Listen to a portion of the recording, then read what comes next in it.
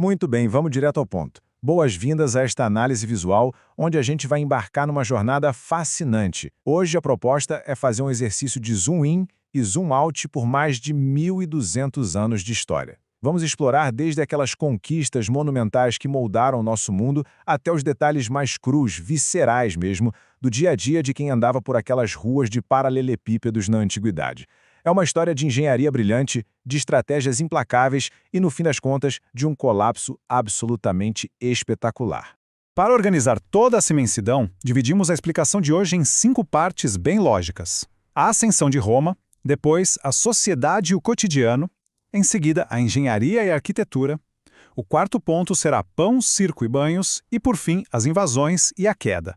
Certo? Roteiro traçado, vamos em frente. E começamos com a visão macro da coisa toda. Parte 1. A ascensão de Roma. O nosso mapa no tempo começa lá na lenda, em 753 a.C., com a fundação mítica por Rômulo. Avançando rapidinho para 509 a.C., a monarquia cai e a república é estabelecida. Em 27 a.C., entra em cena um modelo de império com Augusto no poder. E a linha de chegada, 476 d.C., com a queda do Império do Ocidente. Esse é o esqueleto da nossa história.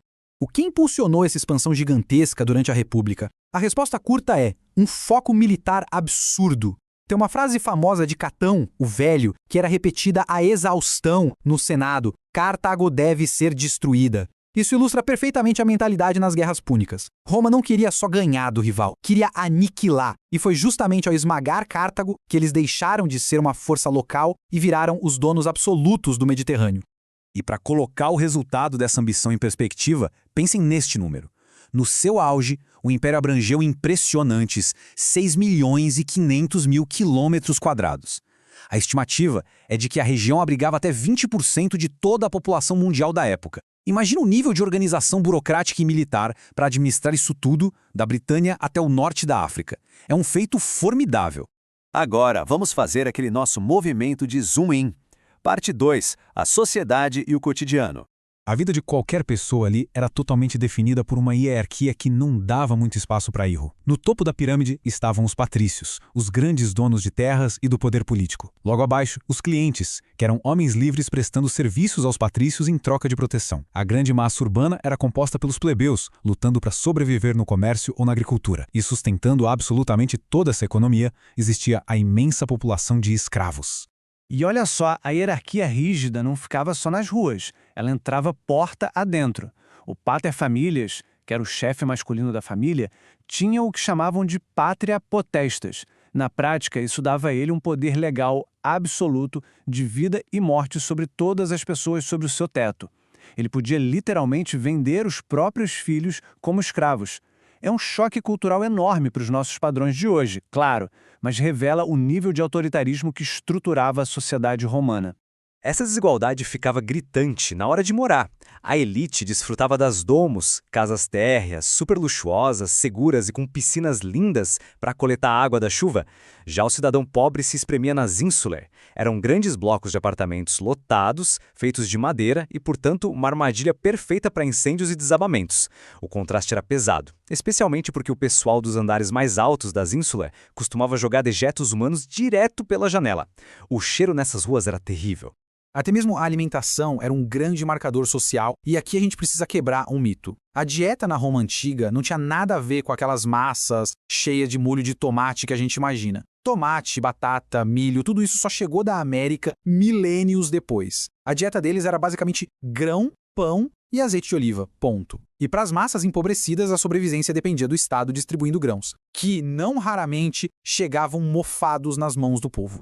Com tantos desafios de superlotação e crescimento, como eles construíram algo tão duradouro? Entramos na parte 3, a engenharia e a arquitetura.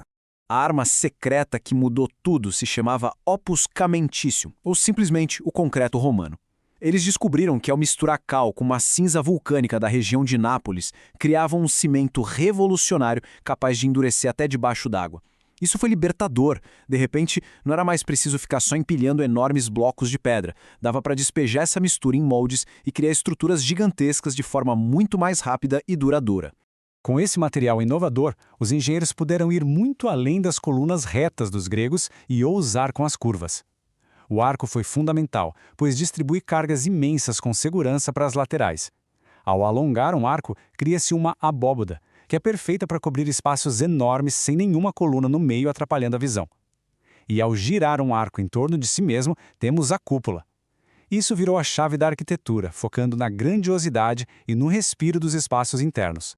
E não faltam maravilhas para provar isso. O Panteão, com a sua cúpula perfeita e aquele óculo no topo, deixa engenheiros modernos de queixo caído até hoje. Além disso, tem os majestosos aquedutos, que cruzavam quilômetros trazendo água pura usando apenas o poder da gravidade e um cálculo finíssimo de inclinação. Tudo isso amarrado por uma gigantesca rede rodoviária, como a famosa Via Ápia. Cada tijolo ali não servia só para transporte, servia para projetar visualmente o poder imperial. Com essa mega estrutura montada, surge um problema social. Como controlar tanta gente pobre e amontoada? Parte 4, pão, circo e banhos. A solução que eles acharam se resumia em panem et circenses, pão e circo. O plano era simples. Garanta o mínimo de comida para a população não morrer de fome e ofereça espetáculos incrivelmente violentos e grandiosos para distrair a mente de todos. É assustador pensar que durante o governo do imperador Cláudio, 159 dias de um único ano eram tomados por feriados de combates sanguinários e corridas de bigas. O entretenimento no Coliseu era uma autêntica ferramenta de alienação em massa.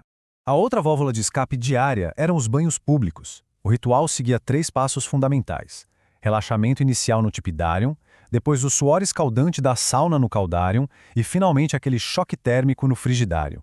Era uma beleza para os cidadãos. Mas o contraste com a realidade era sombrio.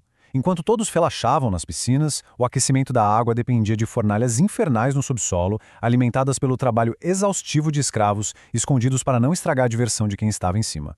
Um império gigante e implacável que parecia não ter fim. Mas tudo chega a um limite. Vamos para a última parte, as invasões e a queda.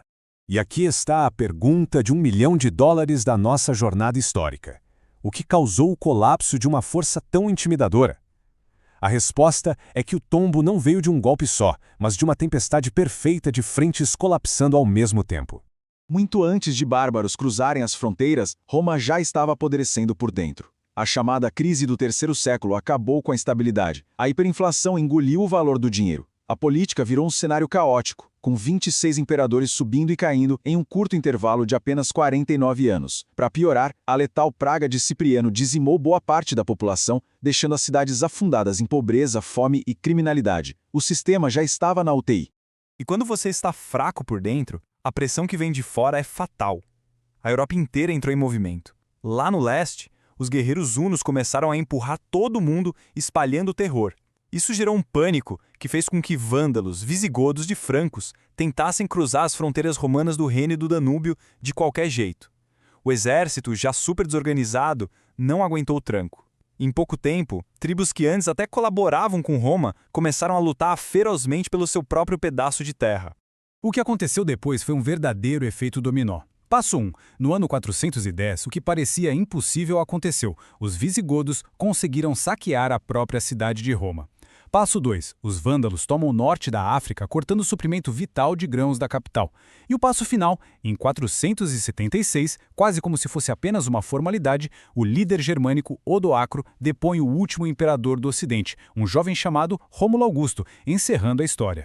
E é por isso que o ano de 476 d.C. é tão simbólico. Ele oficializa o fim da Antiguidade Clássica, no lado oeste da Europa, e dá início ao que nós conhecemos como a Idade Média. Aquela rede burocrática absurda que pavimentava as ruas e cobrava impostos deixou de existir. As pessoas fugiram para o campo e os territórios se dividiram em vários reinos germânicos. Claro, a porção oriental, lá em Constantinopla, ainda sobreviveria por mais um milênio, mas a Roma original, aquela que a gente estudou hoje, tinha finalmente caído.